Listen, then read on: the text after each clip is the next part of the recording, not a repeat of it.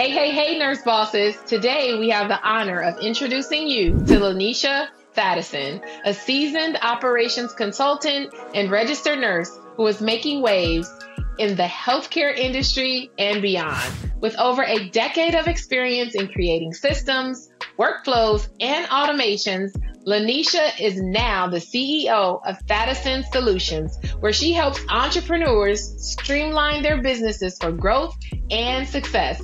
Lanisha's journey is one of empowerment and transformation. From her background in nursing to her entrepreneurial ventures, she has dedicated herself to helping others build strong foundations for their businesses. Join us as we delve into Lanisha's story, her approach to operations consulting, and her insights into entrepreneurship and faith. Get ready to be inspired and empowered by the incredible work of Lanisha Thadison on this episode of the Nurse Boss Shift.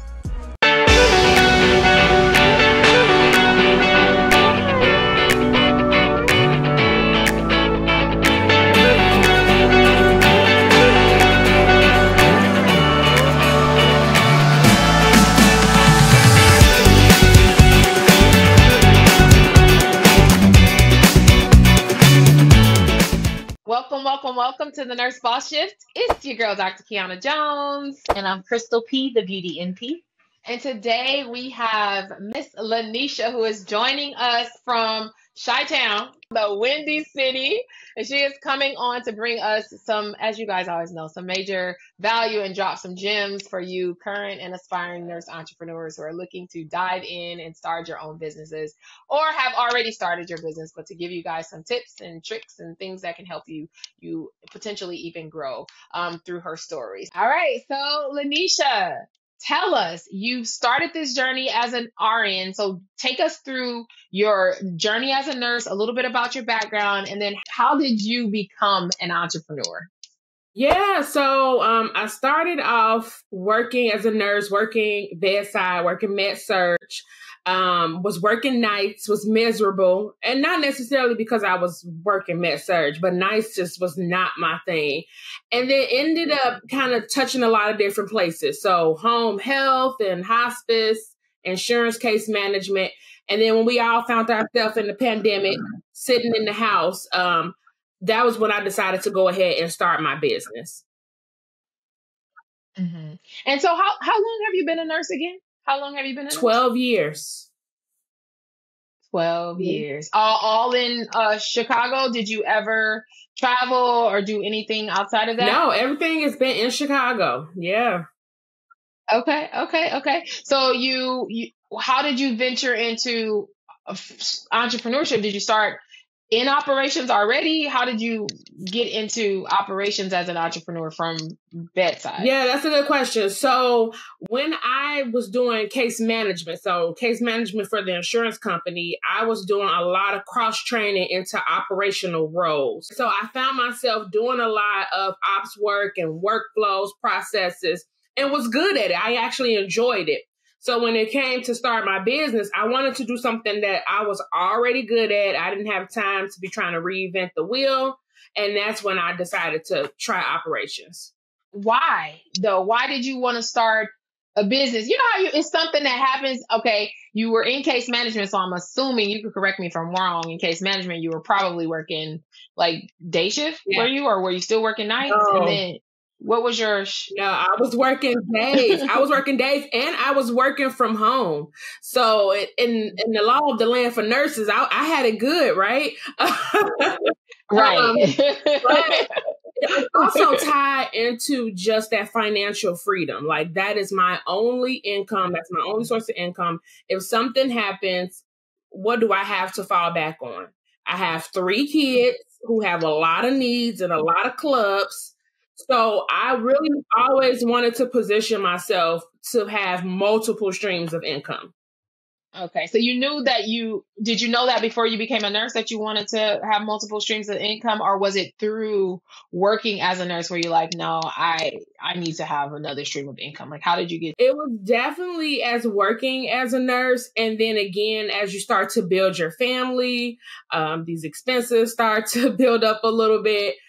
you realize, you start to explore what are my options here. So you go through, now you've been a nurse for 12 years. So at which year did you kind of venture into entrepreneurship? The beginning of 2021. Okay. So still a little bit of pandemic, right? We were still kind of in a pandemic in the beginning. Did that have any influence on you? Absolutely. I think that the pandemic kind of sat me down a little bit. I'm a busybody. I'm moving around. I always have like a lot of things going on. So to just be in the house and be still, it gave me the opportunity to actually focus in on starting the business. Yeah. Because a lot of nurses will be like, oh my gosh, if I could just work from home and like have at least that flexibility of doing that and work, normal hours, I would be happy with that. But something in you made you want more. And what I'm hearing is it was because of your family, wanting more for your family and be able to provide for them. All right. So you said, okay, what was the thinking like? Was it like, okay, this ain't it. I need to figure it out. And then you sat and did you have a night of like journaling thinking like, okay, I'm good at like, how did you, because a lot of times, the reason why I'm asking you that is because, a lot of times we don't realize what we're good at. We don't, right? Because it's second nature. We just like, we do it good until somebody else points it out to you like, hey, you're really good at this. Like, I struggle with that. Like, what was your process to identify what you were even good at? And then how did that lead to you? I actually think that family and friends was the one who pulled it out of me. So I had family who were entrepreneurs as well. And they would just be talking to me about some of the stuff that was going on in their business. And I would be like, oh, you need to just do this. Or, hey, did you write this process out? Or did you set up this technology? And a light bulb will go off for them. And they'd be like, why are you not helping other people do this? And I'm like, you know what? I am in the market of starting a business. Maybe this is something that I can go down. So it really was family and friends who kind of like pointed out what my strengths were. I mean, I knew that I was good at it, but I don't think I knew how to actually turn that into a service that I could provide for somebody else. Okay, Lanisha, I wanted to know when you're looking into helping other businesses, was that kind of your lane, or as I can help other businesses with their operations? Were you thinking of helping nurses get into this, or what was your thought process just initially? Was it just helping other business owners with their operations? So initially, honestly, when I started my business, I wanted to steer away from healthcare. I kind of wanted to just do something completely different. And it's funny now, I'm kind of going back into that because I'm offering now operational services for healthcare companies and clinical entrepreneurs. But in the beginning, it was like, no, I'm helping who out here? Coaches and consultants. Because, after the pandemic was a rise where everybody wanted to be a coach. So I was like, this is perfect because you guys are starting your coaching business and I know you need the back end of your operation set up. So that was my target audience in the beginning when it first started.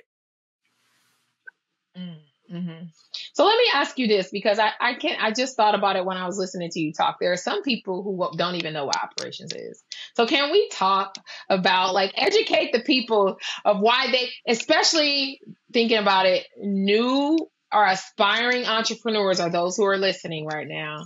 So, and even some who may be seasoned trying to be the one man show. So can you speak about like why everybody needs a back end system, especially nurses who are starting on the side or like have busy lives? That's a great question, because in the beginning, I'll share this with you. In the beginning, I don't know if I was doing a lot of educating on what operations was.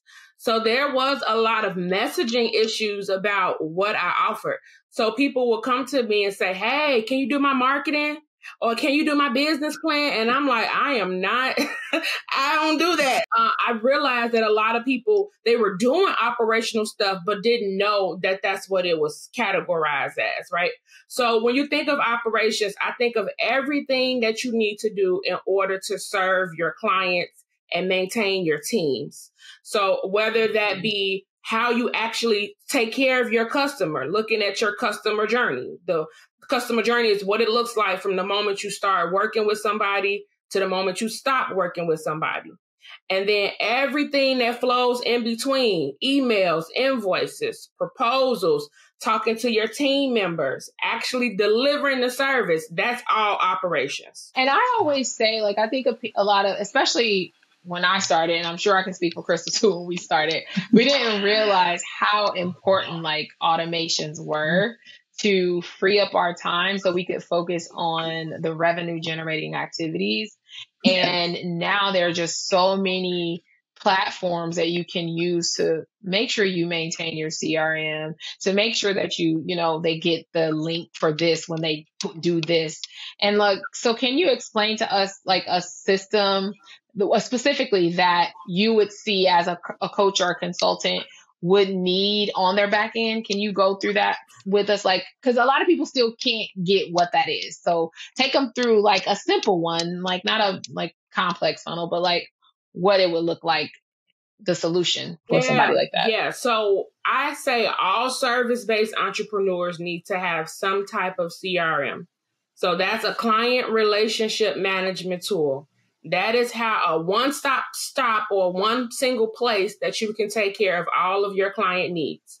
So I'll give you an example. I had somebody who came and said, hey, I'm spending like 15 to 20 hours a week just onboarding and sending emails and invoices and proposals.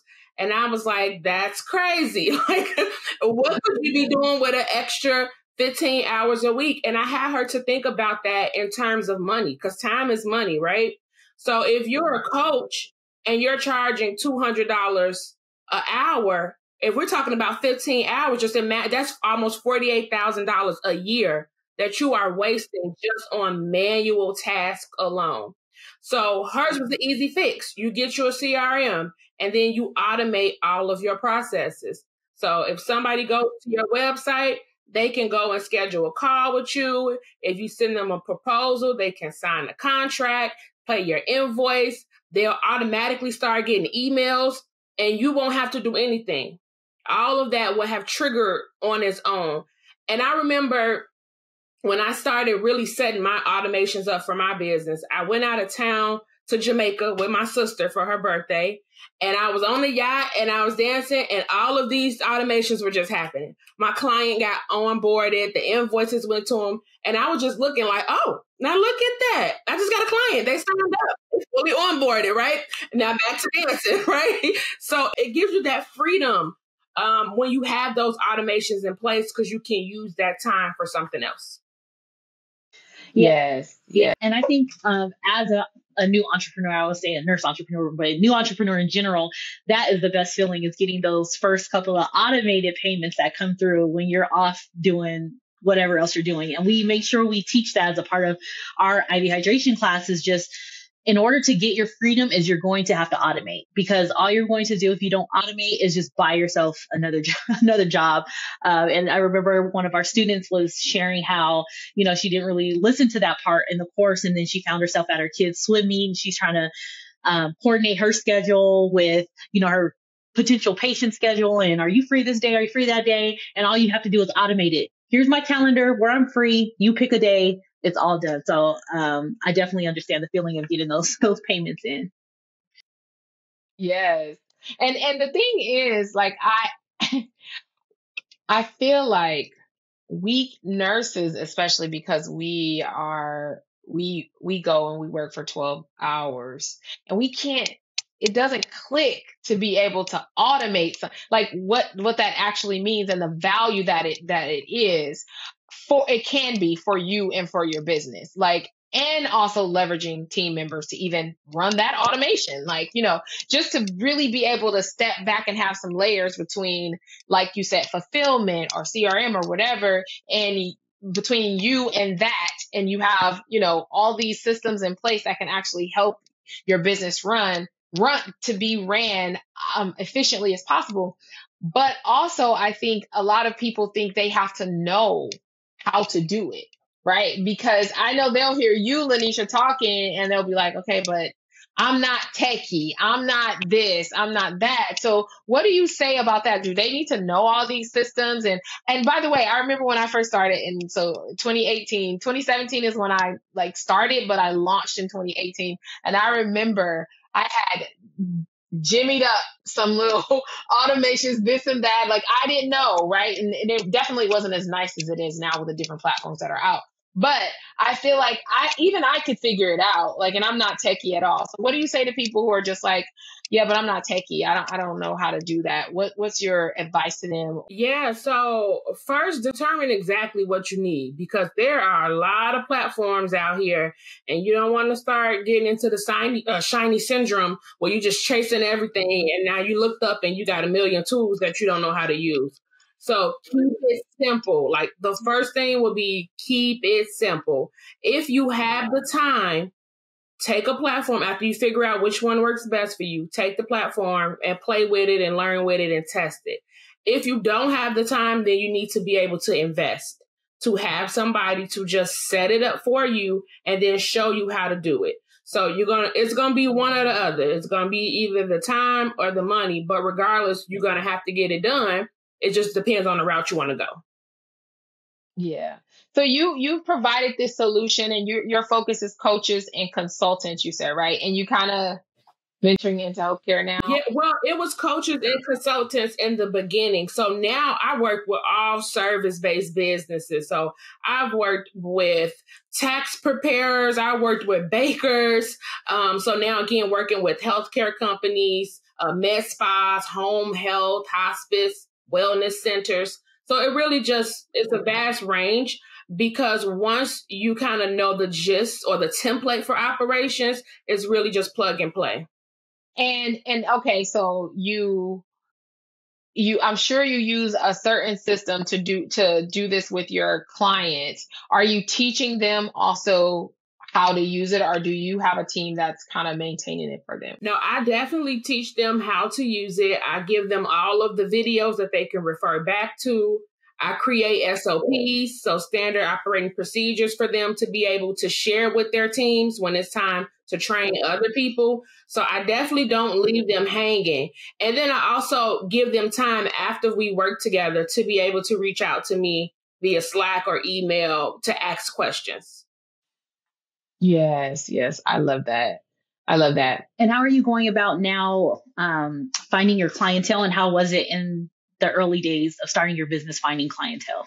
Yeah, I think it was probably a little easier in the beginning because we were all online. We were all just sitting at home. So it was easier to just like make a post and be like, this is what I'm doing. Do you have this issue? I can help. Now I'm making a priority of actually going and doing more in-person networking and meeting people locally and meeting businesses locally as well. Like this will be the first time in this year that I started working with more brick and mortar businesses versus people who were just online. Do you think this is something that nurses could or should consider? I mean, as far as a business, from looking at it from a perspective of those who are trying to find something to start a business to get into, would you say this is something, what's the level of difficulty, I should say? Also, what type of nurse or what type of person, like what skills would they have that could be useful in that type of business as well? Yeah, that's good. So I think this is perfect for a nurse, at least one like me who was like very type A personality, like everything is in order. And I'm not going to say all nurses are like that, but I figure a good nurse will have some attention to detail and organization because we were managing patients and taking care of so many things. So having that, knowing how to do that juggling act is really good for operations as well. But it's not just operations in general, just consulting for nurses in general is a good field to go into, because depending on what type of nurse you are, there's some type of consulting that you can do. If you worked in pediatrics, you can go do pediatric consulting and do quality consulting or risk management. Whatever the case, there's some type of consulting that you can do in the healthcare field. Yeah. How do nurses go about getting those type of jobs? Because I always say I think nurses will make the best consultant because we already know so much. So even consulting families on their family members' diagnosis could be a job. But as far as consulting jobs, you asked or you spoke about, how do nurses get into that? Because I never know where to lead them, because it's kind of like, well, you just got to start educating and then start reaching out and networking, like you said. But is there an easier way? Is there a job site they can go to look for consulting jobs? Or Yeah. So the first thing I would say is just start off with the low hanging fruit. So if you used to work at a hospital and you know it was janky and they need your consultant services, like go in, introduce yourself. Maybe you never met the CEO, but you probably know their name, or, go and introduce yourself. Ask your managers, prior managers, who's the gatekeeper here if I wanted to start offering some consulting services. So start off with the people that you know. And then when you're starting to look for people that you don't know, get involved in some of the organizations that are out here. So if I'm looking to help home health companies, I'm going to go to some of the national home health boards and see what Chicago events that they're having. And then lastly, LinkedIn. Now, I wasn't a LinkedIn girl at first, but I am on there now, okay? Because that's where the check signers live. I have definitely been making LinkedIn a priority just because it's way easier to figure out who's who and what they do at the company versus if they're on like Facebook or Instagram, right? On LinkedIn, you know exactly. Yeah, I love that. And that's funny. We had an interview with someone who was saying LinkedIn is the place to be. And I was like, I need to do better at leaning into LinkedIn, because I think, like she was saying, people don't go on LinkedIn to watch cats. Like they really on there to be about business. So I love that. Okay, so would you say let's kind of go to this perspective that you had that got you here. What was some of the hard lessons you had to learn that allowed you to continue to grow? What were some lessons that you would say, like, yeah, this really taught me. These are some experiences that I had that really kind of shaped me as an entrepreneur. Yeah, so there are a few. There were some seasons that were a little slow, right? And if you don't have a plan to actually get new clients or create a pipeline of leads, if you get into that slow season, it may be a little bit discouraging. During that time, I'm a woman of faith. So during that time, that's when I really lay heavy into like my prayer and like, Lord, if you put me here, you're going to make a way. And he always does, right? But making sure that when you get into those seasons, or if you get into those seasons, you don't just throw in the towel, like push through it. Yeah. Hmm. That's so important. And I feel like a lot of times, nurses, I say nurses, a lot of this applies to any aspiring or current entrepreneur, but our market is nurses. But I feel like a lot of times we don't have a strong enough anchor, which is why when things start getting rough, the first thing we want to do is retreat, because it's like, oh, I knew it. Or in those seasons where, I don't know if you've invested in a mentor at this point, Lanisha, but like money is going out. And then you start feeling like, wait a minute, like I'm just spending, but it's really that you're investing. And so you really are planting seeds that have yet to grow, or that are either like forming roots, then you can't reap the benefit of it just yet. Right. And so I feel like a lot of times people want to give up because we can get that quick, easy money at the bedside. So what made you decide in those moments where you had to lean into your faith and, you had to, anchor to your why? What made you still like keep going and not just, and by the way, I don't even know if you're a full-time entrepreneur yet or not. Are you still working, or are you full-time? I'm still working. Okay. So you're still working. What made you not want to be like, because I can go to work and like when I'm off, I'm off. Entrepreneurship is 24 hours. We're always an entrepreneur. So what made you still continue to do it in those hard times, though, from a mindset perspective, really? Honestly, I think the fact that I was still working was a little bit of a clutch as well. Some nurses that do full-time entrepreneurship or maybe do it prematurely when there is that slow season and they have no other source of income, that can cause more anxiety. So for me, I was staying at the job until it didn't make sense anymore. And right now, I hope nobody from my job is watching, but it's easy, right? Like it's very flexible. So I'm able to do both. It's not strenuous for me to do both. But if someone is not in the position like how I was, that may cause a little bit more anxiety. Yeah, no, I agree. We were just talking about it today. Entrepreneurship is as full time to like quit your job. It's a real personal journey, I feel. And I feel like when it's time, you'll know, and everybody's knowing point is different. It could be an experience. It could be like I say, it could be that your job is getting in the way of your growth for your business. Like you'll know when it's time, but I feel like it's very personal. And I was like, I had my jobs, I was in school, I was running my business, and I still was like, nope, I'm not ready. I'm not ready. And then it got to a point where I was like, okay, it's time. And it wasn't that I was ready though. I don't think you'll ever be ready, but it was where I realized like, I have to do this. Like, other than that, I'm just going to I plateaued out. Like, I'm going to just keep where I am. I have to decide, and I do feel like you get to that point. Go ahead, Chris. And I think it's very personal, but I think that each person will know when it's time to make that call. Usually I'm just like, I'm just waiting for them to piss me off, and then I'm out of here.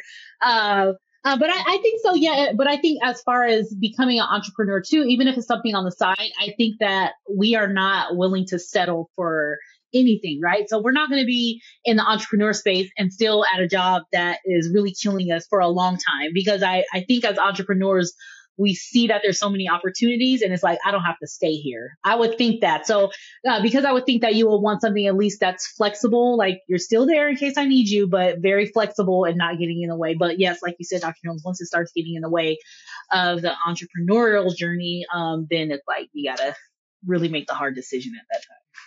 And there are some people who were kind of forced, I feel like, into entrepreneurship too.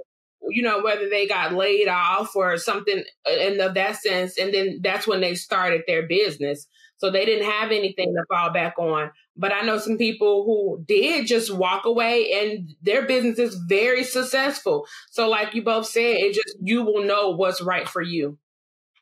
Yeah. Yeah, for sure. My experience was, I feel like it was a combination. It was like, I feel like I was forced because I couldn't it was in COVID, and I picked up an 8-week travel assignment, and I was like, after that, I was like, I'm done. And also, but there had been a series of events in 2020 for me that led up to that final moment where I was like, okay, I'm done. And it was just when I realized how much we were not respected. Like, I was literally out because I worked at UCLA in Santa Monica, and I remember I was on not Santa Monica Boulevard. I was on Wilshire Boulevard, and we were screening all of the UCLA health employees because I was resource. So we were per diem. And so we were screening everyone, and it was just like, they didn't care about us. Like, it was the first time I felt that I was just like, they could get rid of me or not. Like, it didn't care. And we didn't know what COVID was at the time, for sure.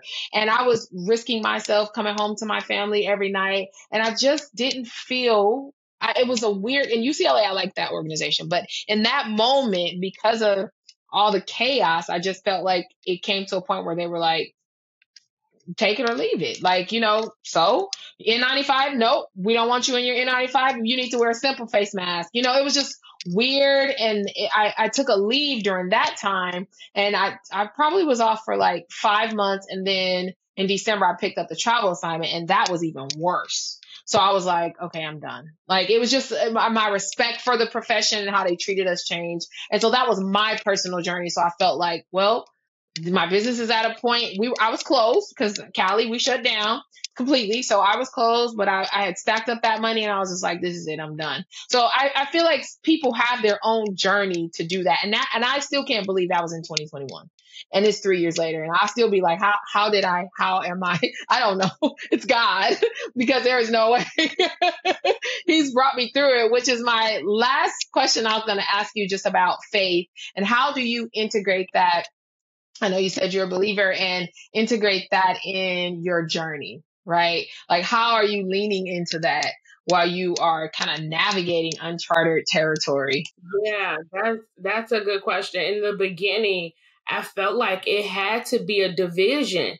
Like I could not show up authentically online. Like, oh, well, people might get offended by this, or if I say I love Jesus, they might not want to work with me, right? And I think when I got to a point where I was just like on fire for Jesus, like I don't care, I'm just about to be bold. But when I did that, actually that authenticity really attracted more people to be able to work with me. So now I tell people, if you go to my pages, you're gonna get Jesus, operations, and my kids, like that you're gonna see. But that's who I am.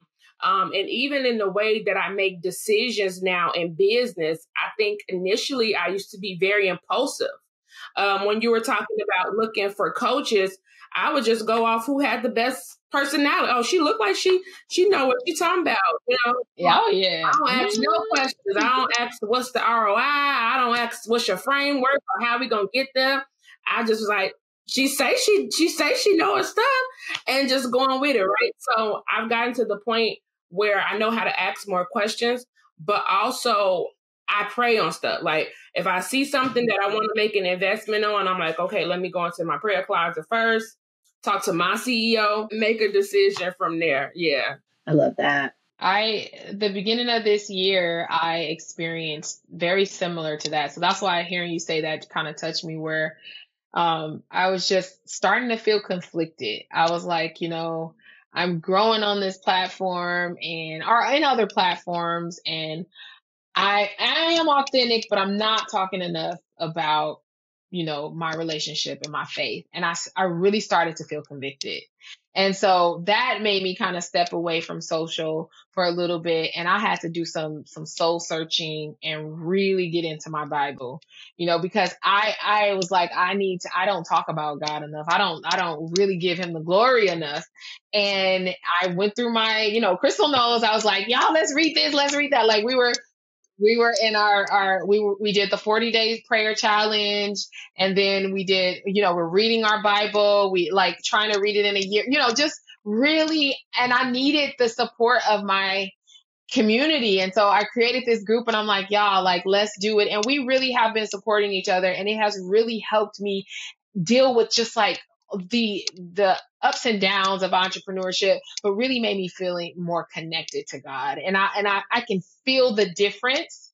And I think a lot of people, and I'm okay, whatever you do, but like, I'm no longer going to try to appease those who don't have the same beliefs as me. Right. I'm not going to do that, because I just started feeling like it was weighing me down. Mhm. Right.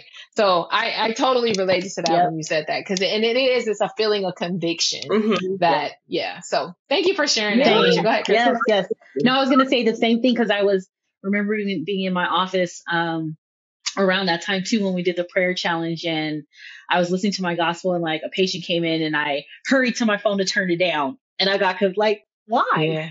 Who cares? Yes. Who cares? Like, I'm your God. Who cares if they're offended by it? So, yes, we're all about to say we could do another episode just on that alone. Right. So, being a Christian and entrepreneur is interesting. But yeah, so that, I think that story right there, Lanisha, though, will help, especially a lot of people, whatever your faith is, though, like, understanding that you can lean into that as an entrepreneur. And I had read this book last year. I think it was in October. It was starting a business God's way. And it was just talking about God being the CEO of your business. That was really helpful. So I want to end this with just asking you for a lever for people, or, something you feel like if you knew when you first started about this thing, you would have done it a lot sooner. Do you have some type of, I don't know, we call it homework, but like I say lever because they can leverage it as a new or aspiring entrepreneur. What would you say the one thing that you would recommend every new or aspiring entrepreneur do? Yeah, so I would definitely recommend that you do research on really what you're trying to do. Like I guess for me, and also I'm gonna take a step back, do the research on what you're trying to do and who you're trying to serve, but also know that if you are an expert, you are an expert. Like, don't fall into that imposter syndrome, right?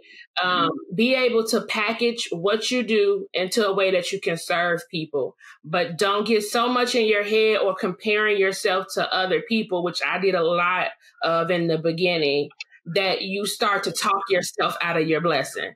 So that would be my top tip I would give people. And I love that you said that, because a lot of people don't realize research is free. Like, you can do your own research, you guys. Before you have given anybody $1, like, you should have done your own research.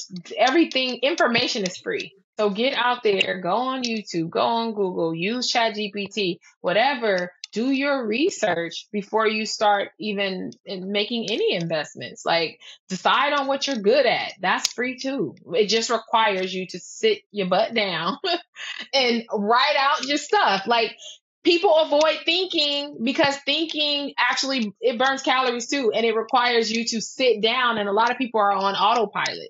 So this is an active exercise where you cannot be on autopilot, and a lot of people don't want to do it. Yeah, that's when I realized my entrepreneurial endeavors was I had time off for my wedding to sit and actually think. And Lanisha shared that too. She had time to sit down and think. So I think that could be homework too. Is sit down and think of the things that you guys are good at, that other people tell you you're good at, and start there if you're trying to think of something to do. Because you don't pay attention. You don't even pay attention when people are telling you what you're good at.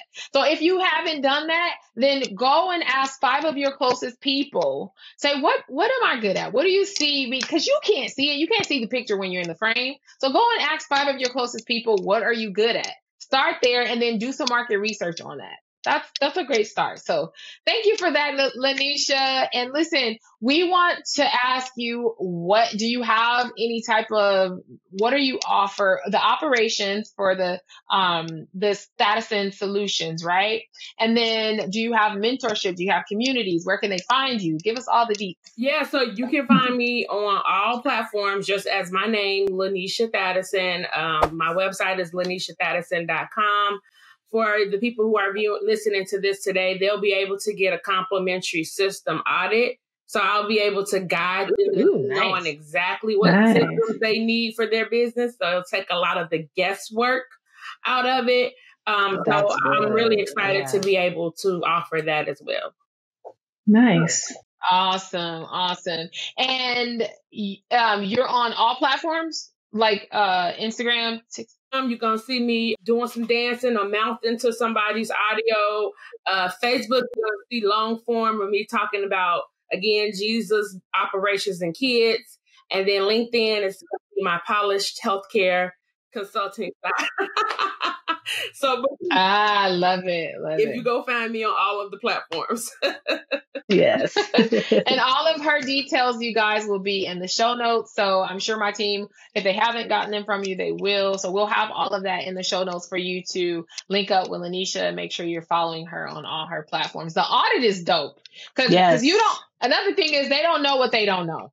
Exactly. So if you're a new business owner, you think, no, I'm good. You don't, and saving 10 hours a week, that's 40 hours a month that could go into revenue generating activities in your business.